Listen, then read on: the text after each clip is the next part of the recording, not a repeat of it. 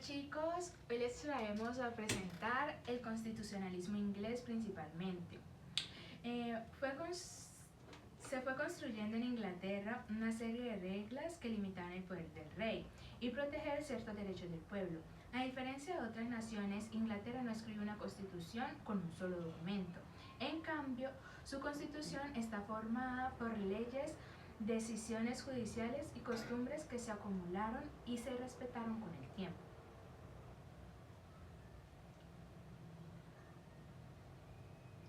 El constitucionalismo inglés empezó en el siglo XIII con la Carta Magna, en 1215, cuando los nobles obligaron al rey Juan a firmar un acuerdo que limitaba su poder. Es decir, la Carta Magna es importante porque estableció que el rey no podía hacer lo que él quisiera, sino que tenía que respetar los derechos y seguir ciertas reglas. Con el tiempo pues surgieron más leyes y acuerdos que profundizaron esta idea. Por ejemplo, es el habeas corpus, en el cual pues se aseguraba de que las personas detenidas tuvieran derecho a un juez, en el cual pues se asegurara de que su arresto fuera legal. Y la otra es el The Bill of Rights en 1689, en el cual se dio después de la Guerra Civil, en el cual el Parlamento estableció esta ley, ya que pues esta limita el poder del rey y pues garantiza ciertos derechos básicos como la libertad de expresión, el derecho a que el Parlamento tuviera más control sobre las decisiones que tuvieran el gobierno. Bueno, la idea de constitución tras las revoluciones liberales. Las revoluciones liberales, como la Revolución Francesa en 1789 y la Guerra de Independencia de Estados Unidos en 1776, trajeron consigo cambios profundos en las formas de ver el poder y los derechos de las personas. Bueno, una constitución es un conjunto de normas fundamentales que organiza el poder de un país y garantiza los derechos de los ciudadanos, como es un contrato social entre el gobierno y el pueblo, donde se establecen las reglas para gobernar y protegerlos a todos. Bueno, ¿qué motivó las revoluciones liberales? Antes de estas revoluciones, el poder estaba concentrado en manos de reyes y aristócratas, que gobernaban de manera casi absoluta. Esto generó molestia entre los ciudadanos, quienes no tenían derecho claros ni voz en las decisiones del gobierno. Las ideas de los filósofos como John Locke, Montesquieu y Rawls, quienes defendían la libertad, la igualdad y la necesidad de limitar el poder de los gobiernos, quienes inspiraron a las personas a luchar por un sistema de gobierno más justo. Bueno, pues tras las revoluciones trajeron pues consigo mismo la creación de constituciones con principios fundamentales, tales como la soberanía popular, en la cual se da la idea de que el poder viene del pueblo y no del rey. Pues esto significaba que el pueblo tenía derecho a participar a las decisiones del gobierno. También se dan los derechos fundamentales, ya que pues las constituciones establecieron derechos básicos como la libertad de expresión, la libertad de religión, el derecho a la propiedad y igualdad ante la ley. También se da la división de poderes, ya que pues esto evitaba usos de poder y pues propusieron dividir estas tres fuentes de poder, en la cual se basa en la ejecutiva, legislativa y judicial. Bueno, la construcción del modelo de Estado constitucional del siglo XX. En el siglo XX fue crucial la consolidación del modelo del Estado constitucional, donde la protección de derechos fundamentales y la democracia representativa se volvieron los pilares del sistema jurídico y político. La expansión de los derechos humanos, la inclusión de derechos sociales y de economía en la Constitución y la conciliación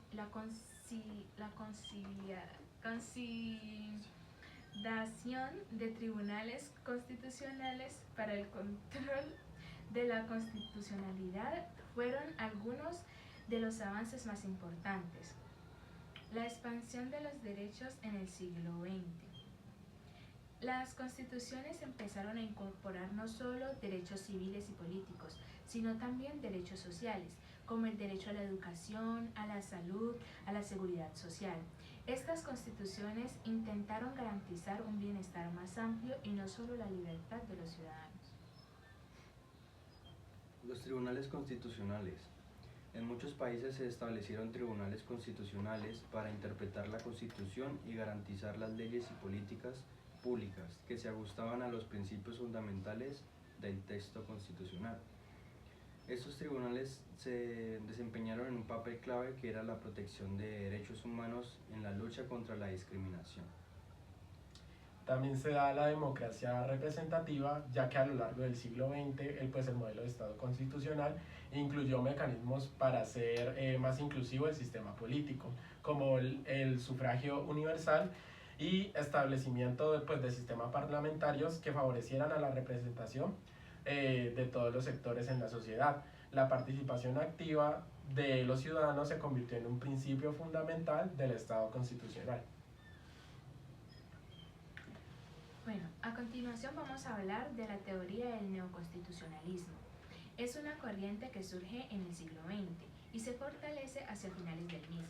Este modelo busca dar a la Constitución un papel central en el sistema jurídico y político, promoviendo la protección de los derechos y un enfoque ético en la interpretación de la ley. El neoconstitucionalismo propone que las constituciones modernas sean mucho más que simples normas escritas. Deben ser guías fundamentales que orienten la vida social, política y económica de un país. Para esta teoría, la Constitución no solo garantiza el gobierno y los derechos, sino también establece principios y valores éticos que deben guiar la interpretación de todas las leyes y decisiones judiciales. Aquí también tenemos los principios fundamentales del neoconstitucionalismo. La primacía de la Constitución. Esta sería la norma suprema y además es interpretada a través de los valores que establecen. Todas las leyes deben seguir no solo el texto, sino también el espíritu ético de esta Constitución. Protección y promoción de derechos fundamentales del neoconstitucionalismo. Destaca la importancia de los derechos humanos. Los jueces y tribunales tienen un papel activo para garantizar que esos derechos sean respetados, incluso si deben intervenir en decisiones políticas y administrativas. También se da la interpretación de la ética y orientada en valores, ya que los jueces no interpretaban, digámoslo así, las leyes de forma tan literal, sino de que más bien deben considerar los principios y valores que la Constitución establecía como la justicia, la igualdad, la dignidad humana y la libertad. Pues esto significa que los derechos no se quedan tanto como un texto, sino que también se adaptan a las circunstancias y a necesidades sociales. También se da la judicialización de la política, ya que en el neoconstitucionalismo el Poder Judicial puede intervenir en temas políticos, si tanto en caso tal que afecte derechos fundamentales, y también esto implica que que las decisiones de los jueces tienen una gran influencia en la vida política, ya que esto se pueden resolver conflictos entre derechos y proteger a los ciudadanos de actos injustos contra el Estado. Bueno, la teoría de justicia de John Rawls. Uno de los filósofos más importantes del siglo XX se centra en cómo crear una sociedad justa donde se garantice la equidad y la igualdad para todos. Rawls desarrolló su teoría en su obra principal, Teoría de la Justicia, en 1971, en la que buscó establecer principios que pudieran guiar la organización de una sociedad justa. Rawls quería responder a una pregunta fundamental: ¿cómo podemos construir una sociedad en la que las instituciones sean justas y donde todos tengan oportunidades equitativas? Según él, una sociedad justa es aquella en la que se construyen los derechos y beneficios de manera que todos puedan desarrollarse y prosperar, independientemente de su origen o posición social. La posición, origen y el velo de la ignorancia. Para interpretar qué es lo justo, Rawls introduce dos conceptos importantes. La posición original, que era que nos imaginemos en un punto de partida donde nadie sabe qué posición social tengo, habilidades o preferencias que tendrá en la sociedad. Es un punto de partida neutro, desde el cual puede establecer principios de justicia. También tenemos el velo de la ignorancia. Para las decisiones que sean justas, Rawls propone que las personas decidan las reglas de la sociedad sin conocer un lugar en ella. No saben si sean ricos o pobres, sanos o enfermos, mujeres u hombres. Esto los obliga a tomar decisiones justas que tienen un beneficio para todos, ya que no saben si verán un lado positivo o privilegiado o que sea desfavorecido. También se ven dos principios de justicia que pues tenía Rawls, en la cual pues se define pues el principio de la igualdad de derechos y libertades, en la cual pues cada persona pues debe tener el derecho de la libertad básica, como la libertad de expresión, la de religión y la de asociación, en la cual pues de la mayor medida posible, y pues estas libertades deben ser iguales para todos. También se ve el principio de la diferencia, ya que pues las desigualdades sociales y económicas solo son aceptables si cumplen pues con estas condiciones. Pues digámoslo así, si se beneficiaban a los más desfavorecidos, la sociedad pues debe estar organizada de tal forma de que cualquier desigualdad mejore las condiciones de vida de quienes pues de verdad lo necesiten. Y también el acceso equitativo a las posiciones, ya que pues las oportunidades para acceder a posiciones de poder o privilegio pues deben ser abiertas y accesibles para todos en igualdad de condiciones. Por último, vamos a hablar de la crítica marxista al derecho. En una visión de Karl Marx y sus seguidores sobre el papel del derecho en la sociedad capitalista, desde la perspectiva del derecho, el derecho no es un sistema neutral que protege los derechos de todos por igual, sino una herramienta que ayuda a mantener la desigualdad social y a proteger los intereses de las clases dominantes, en particular de la burguesía, los dueños del capital y los medios de producción.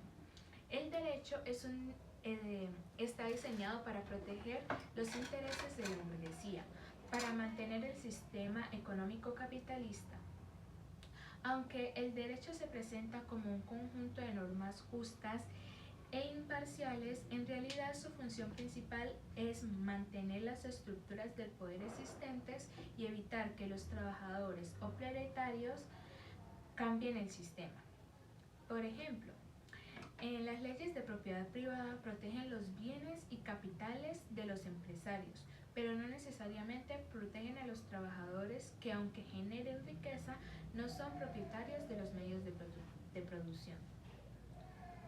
El derecho y falsa conciencia. El marxismo también sostiene que el derecho ayuda a crear una falsa conciencia, una forma de pensar en la cual las personas no saben la realidad de la explotación porque creen que el sistema es justo o que las leyes son imparciales. Esta falsa conciencia hace que los trabajadores o trabajadoras acepten las situaciones en vez de luchar contra el sistema. Ejemplo, las leyes que regulan el trabajo y los contratos laborales que parecen proteger a los trabajadores, pero desde la perspectiva marxista, estas leyes en realidad solo sirven para que el trabajador acepte su propósito y siga trabajando para el beneficio de la clase capitalista.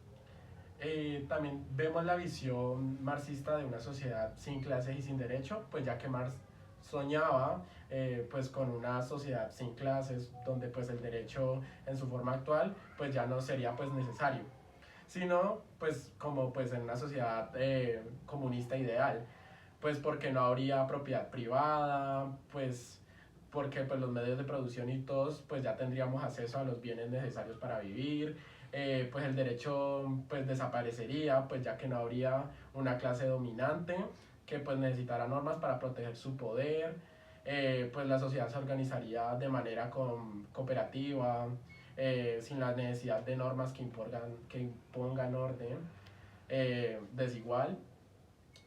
También se ve que pues en este contexto pues el derecho tal como lo conocemos pues se reemplazaría por normas y prácticas de autogestión y cooperación, donde pues los conflictos se resolverían de forma igualitaria y comunista.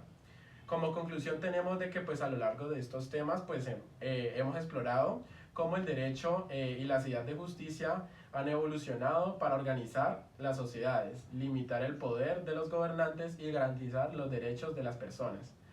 Esto ha sido todo por hoy, espero les haya gustado el video. Les recuerdo mis nombres, soy Emanuel López, estoy con mi compañera Diana Carolina y mi compañero Mateo Alejandro.